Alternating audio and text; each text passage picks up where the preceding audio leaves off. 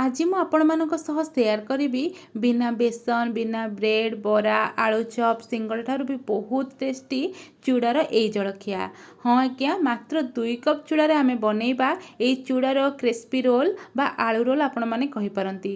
देखा जमती खावाई बहुत टेस्टी। नमस्कार दर्शक बंधु मु प्रियदर्शिनी आपण मानक अनेक अनेक स्वागत करछि मो यूट्यूब चैनल को। तेबे आजिर रेसिपी आपण मानक जदि पसंद आसथिबो वीडियोटी को लाइक करबा सहित मो चैनल टी को सब्सक्राइब करनेबे एवं कमेंट बॉक्स रे आपण मानकर मतामत निहाती जणेबे। तेबे चलंतु आजिर रेसिपी को स्टार्ट करिबा। प्रथमे मुझे गोटे ग्राइंडर जार नहीं जाऊँगी। आज रेसिपी मुख्यतः आम चूड़ारे बनैबा तो मुझे नाली चूड़ा नहीं जहाँ कि मु अल्प किसी समय आगु बतुरे नहीं भल भाव में चिपुड़ी आम ग्राइंडर जार देदेबा और गोटे बड़ साइज कंचा आलू को मुझे चोपा छड़ेकी छोट पीस करके दे दूँगी जमीक बाटे सहज हम भल गोटे फ्लेवर पाई 2-3टी लंका और 1 इंच पाखापाखि अदा अल्प टिके पानी देकी पेस्ट करके नहीं आसूची। जदि दरदरा खंडे रोचे आपने आउ थे पेस्ट करेंगे।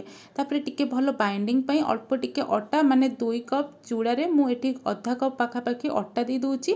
आ मन रखिए जदि आपण मानकर बैटरटा पाणिया रोचे ताहले आपण माने आउ किछि चूड़ा को बतुरेकी पेस्ट करके देदेबे किंतु अटा अपेक्षा चूड़ार परिमाणटा टिके अधिक रहिबो कारण जेहेतु आमे ए जलखिया को चूड़ारे बनाउचे।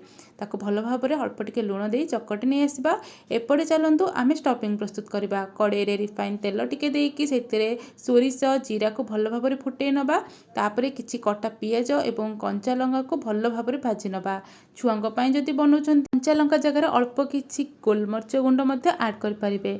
एबे याको हल्का टिके रेड हबा जाय भाजी नबा। तापरे सिजेकी रखिथिबा आलू को मु टिके ग्रेटिंग कर नेछि जेमति कि हमर पूरा आलूटा बढ़िया से मैश हे जिवो बिल्कुल भी गेटा रहिबोनी। एबे पियाज लंका संगरे भल भाव में मिसई नै साला परे स्वाद अनुसार अल्प टिके लूण हळदी कटा धनिया पत्र भजा बादाम देकी ताको भल भाव में मिक्स कर नउची। जदि आपण माने पियाज रसुण खाऊ नाहंती ताहले पियाज को एठी स्किप करि परिबे। आ गोटे जिंस आपण माने चाहिले कसिके बनै परिबे आलू मसलाटा नहले तो डायरेक्ट आपण माने जेमति नॉर्मल आलू चकटा बनै थांती सेही भली भाव में बनैबे। मु तो कहिबे आपण माने आलू को कसिके बनांदु बेसी टेस्ट लागिवो। एठी हमर रेडी हे जाईची हमर स्टफिंग भी आ हमर चूड़ार डो भी। एबे चलंतु आमे हमर जलखियार सेप बनैबा। तो प्रथमे कोन करबा ना जेमति आपण माने घरे पिठा बनै थांती माने मंडा पिठा बा पुर दिया काकरा ठीक सेही भली भाव में ही बनैबा। प्रथमे एमती गोटे गिना टाइप रो सेप दे दबा तापर भितरे आमे स्टफिंग को भरी दबा। मु एठी पूरा फुल 2 चम्मच ही देइछि जेमति कि जलखियाटा खाइला हम पाटिरे आहुरी बढ़िया से स्टफिंगटा बाजिबो और टेस्टटा बहुत भल रहिबो। एबे ए स्टफिंग को भल भाव में कभर कर नबा जेमति कि छाणिला बेले किछि प्रॉब्लम होबनी बा फाटिबनी। जेहेतु आमे अट्टा टिके मिसेइजे तो हमर सेप दबार किछि प्रॉब्लम होबनी। आपण माने चाहिले टिक्की टाइप रो करि परिबे माने बरा टाइप रो करि परिबे सिलिंडर टाइप रो करि परिबे नहल तो ओवल साइज रो करि परिबे। तो जेमति आपण मानको पसंद सेमति का डिजाइन दे परिबे। तेल एपटे हाई फ्लेम रे प्रथमे गरम कर नेइथिली आ छाणिला बेले मीडियम फ्लेम रे आमे छाणिबा जेमति कि ऊपरटा बहुत भल से सिझि जिवो।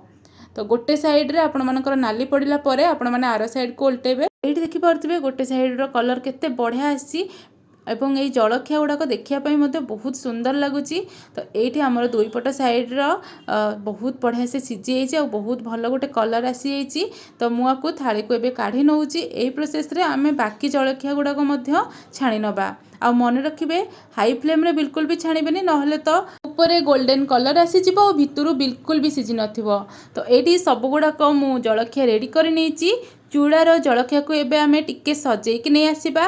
तो एठी हमर गरमा गरम चूड़ार रोल एवं आलूर रोल कहि परंती आपण माने रेडी हो जाइए। याकू आपण माने टमाटो केचप संगे खाइबे नहले तो चिली सॉस संगे खाइबे बहुत बेसी बढ़िया लागिबो। निहाती भाव में एई रेसिपी को आपण माने ट्राई करंतु केमती कोन लागिला मते कमेंट माध्यम रे जणेबे एवं वीडियोटी जदि भल लागिछि लाइक करबा संगे एमती नुवा नुवा रेसिपी देखा पई मो चैनल को सब्सक्राइब करिवे। आ सांग मानक सह एई रेसिपी शेयर करिया पई बिल्कुल भी भूलिबेनी। तेबे नमस्कार देखा गोटे नुआ रेसिपी सहित नुआ एक वीडियो रे।